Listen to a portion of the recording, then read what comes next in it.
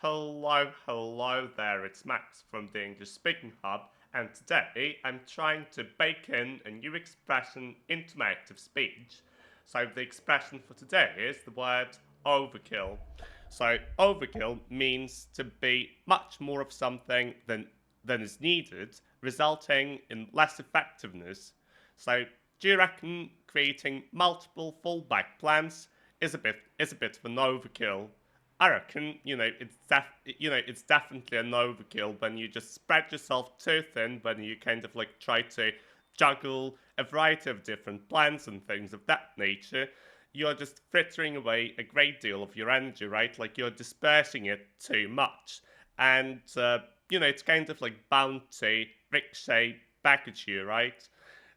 So what you should do instead is to come up with some sort of a buffer against, the most obvious contingencies that might crop up, but at the same time, just put yourself in a situation where you create like multiple like hedges against, you know, literally, you know, every minuscule thing that might go haywire, right?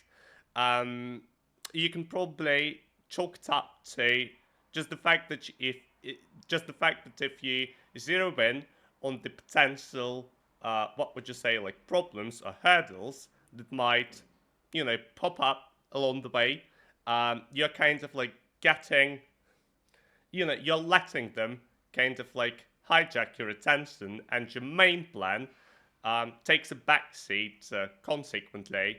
So that's why I think it's an overkill. Just don't like blow, small issues out of proportion, essentially, right? Like don't catastrophize, the entire thing. And yeah, like it's like the most viable option out of all. There is going to be some friction, come with me, right? Like you can't just like weasel your way out of it. Like there is no way. It's not. It's well known impossible, right? Like to kind of like brace yourself for everything. So yeah, that's basically it. How might risk estimation become an overkill and turn into analysis paralysis, right? Like, I think if I were to give you just one most important tip, it would be the following: just don't squander a lot of your energy on risk estimation. It is somewhat related to the previous question, right?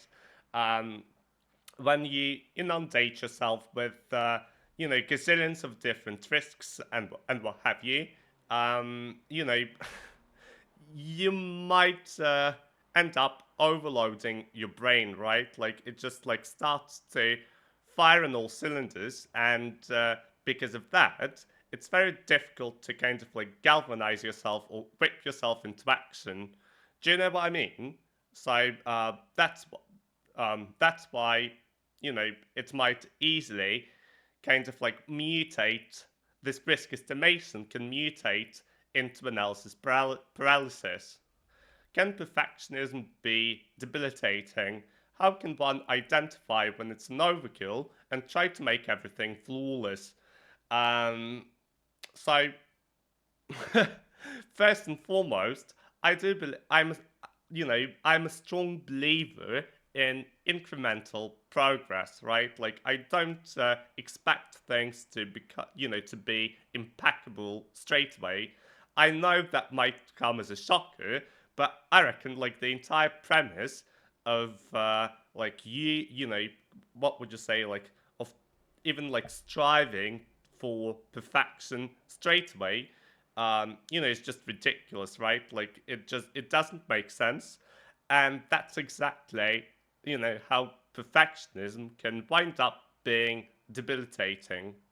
So yeah, like just try to you know what would you say, like to set your mind to kind of like to put your mind to doing things the right way, but once again, like the results, they don't come immediately after you've just put a little bit of effort. Do you reckon using fancy vocabulary in everyday conversation is an overkill? I reckon, it is entirely contingent on the definition of fancy vocabulary, right?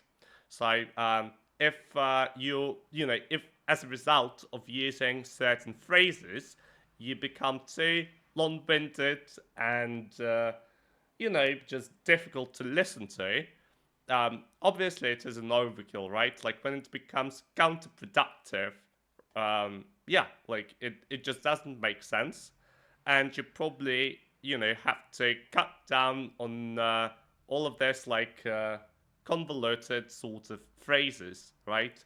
That kind of like hinder the conversation instead of once again like easing the communication. So, what's your stance on the notion that government shouldn't prop up big enterprises because it's an overkill? Um, I mean, I reckon, once again, like, you can boil it down to the type of organization or enterprises that are being propped up. Uh, if there's something related to healthcare, especially, the one that the state provides, like NHS, for instance, um, I don't think that there is anything wrong with propping it up, especially if, the problems that stifle it are not self-inflicted. So, yeah, in this case, it wouldn't be an overkill. But when it comes to propping up big banks because of miscalculated risks, right? Um, you know, that's an overkill, and that actually, you know, causes a huge backlash in society and a clamor for change. Can overanalyzing past conversations to find hidden meanings be seen as an overkill or just mental masturbation rather than useful exercise? I mean, it definitely can. It definitely can and is seen as an overkill by many individuals. And like if you are susceptible to doing it, probably just decluttering your brain of all of these things, trying to divert your attention and focus to something else, would stand yourself in a good stead. It definitely wouldn't go amiss if you, what would you say, like just um, busy yourself with something else, something that is more fruitful and productive, and in general, just more like healthy for you physically and mentally. Um, yeah, so that's basically it. Thank you, everyone.